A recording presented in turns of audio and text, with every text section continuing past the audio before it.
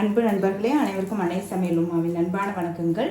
இன்றைக்கி அன்னை சமையலில் பார்க்க போகிறது சூப்பரான பிரேக்ஃபாஸ்ட் அண்ட் டின்னருக்கான ரெசிபிங்க. சீஸ் சப்பாத்தி குழந்தைங்க நல்லா விரும்பி சாப்பிடுவாங்க. குழந்தைங்க மட்டும் இல்லை, பெரியவங்களும் விரும்பி சாப்பிடுவாங்க. இதுக்கு சைட் டிஷ் எதுவும் வேணாங்க, நீங்கள் அப்படியே சாப்பிட்லாம். வாங்க சீஸ் சப்பாத்தி எப்படி செய்கிறதுன்னு பார்க்கலாம். 2 கப் கோதுமை மாவு சேர்த்துக்கலாங்க. தேவையான அளவு உப்பு, கொஞ்சம் எண்ணெய் எல்லாத்தையும் நல்லா மிக்ஸ் பண்ணிக்கலாம். இப்போ கொஞ்சம் கொஞ்சமாக தண்ணி ஊற்றி பிசைஞ்சுக்கலாங்க.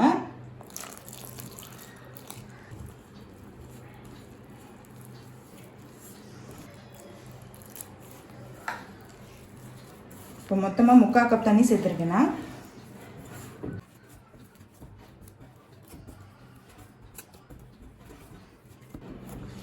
இப்போ நல்லா பிசைஞ்சாச்சுங்க. இப்போ இது மேலே கொஞ்சமாக எண்ணெய் சேர்த்துக்கலாங்க. இப்படி எண்ணெய் சேர்க்கறதுனால மாவு மேலே ட்ரை ஆகாமல் இருக்கும், நல்லா சாஃப்டாக வரும் சப்பாத்தி. இப்போ இது 20லேருந்து 30 நிமிஷம் வரைக்கும் நல்லா ஊறட்டுங்க. மேலே மூடி வச்சுருங்க, திறந்து வைக்க வேண்டாம். இப்போ அடுத்தது நம்ம சீஸ் துருவிக்கலாங்க. நான் மொசரில்லா சீஸ் எடுத்திருக்கேன், நீங்கள் விருப்பப்பட்டீங்கன்னா எந்த சீஸ் வேணால் எடுத்துக்கலாம். இப்போ எல்லா சீஸையும் துருவியாச்சுங்க. பொடியாக நறுக்குன்னு ஒரு வெங்காயத்தை சேர்த்துக்கலாம். பொடியாக நறுக்குன்னு ஒரு பச்சை மிளகாய், 1/4 டீஸ்பூன் மிளகாய்த்தூள், 1/4 டீஸ்பூன் கரம் மசாலா, கொஞ்சம் மிளகுத்தூள்,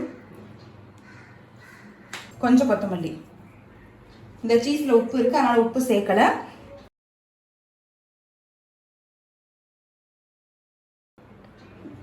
இப்போ இதை நல்லா மிக்ஸ் பண்ணிக்கலாம்.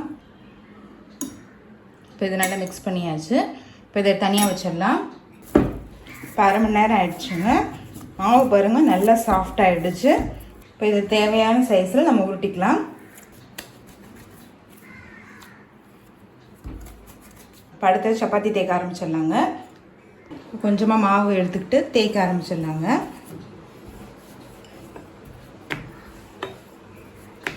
இப்போ நடுவில் நம்ம செஞ்சு வச்சுருக்க சீஸ் ஃபில்லிங்கை சேர்த்துக்கலாம். எந்த அளவுக்கு தேவையோ அந்த அளவுக்கு வச்சுக்கோங்க. இப்போ நம்ம சாரீ மடிப்போம் இல்லையா, அது மாதிரி மடிச்சுக்கிட்டே வரலாம்.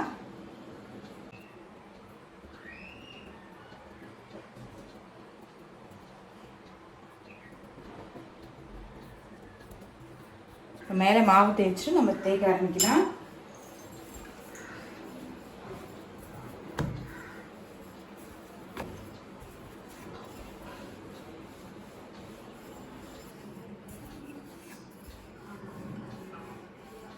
கொஞ்சம் மெதுவாக தேய்ங்க. அவ்வளோதாங்க, தேய்ச்சாச்சு. இப்போ சப்பாத்தி போட்டு எடுக்க ஆரம்பிச்சிடலாங்க. இப்போ தோசைகள் சூடாகிடுச்சுங்க, நம்ம சப்பாத்தி போட்டு எடுக்க ஆரம்பிச்சிடலாம்.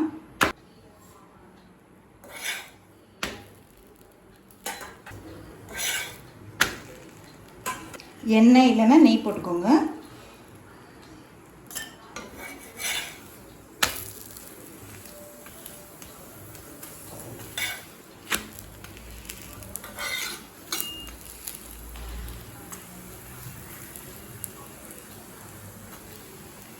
இப்போ சீஸ் சப்பாத்தி ரெடி ஆகிடுச்சுங்க, நம்ம சர்வ் பண்ணிடலாம். இப்போ அடுத்தது இதே மாதிரி இன்னொன்று போட்டுக்கலாங்க. நம்ம கரெக்டாக தேய்ச்சிட்டோம்னா சீஸ் வெளியில் வராது. இது வெங்காயம் 1-2 இருந்தால் கூட ஒன்றும் பரவாயில்லைங்க. தேவையான அளவு எண்ணெய் சேர்த்துக்கலாம்.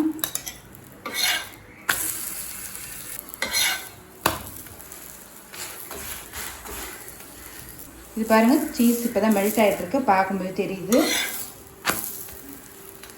அவ்வளோதாங்க, சீஸ் சப்பாத்தி ரெடி ஆகிடுச்சு. நம்ம சர்வ் பண்ணிடலாம். இப்போ சீஸ் சப்பாத்தி எப்படி வந்திருக்குன்னு பார்க்கலாங்க.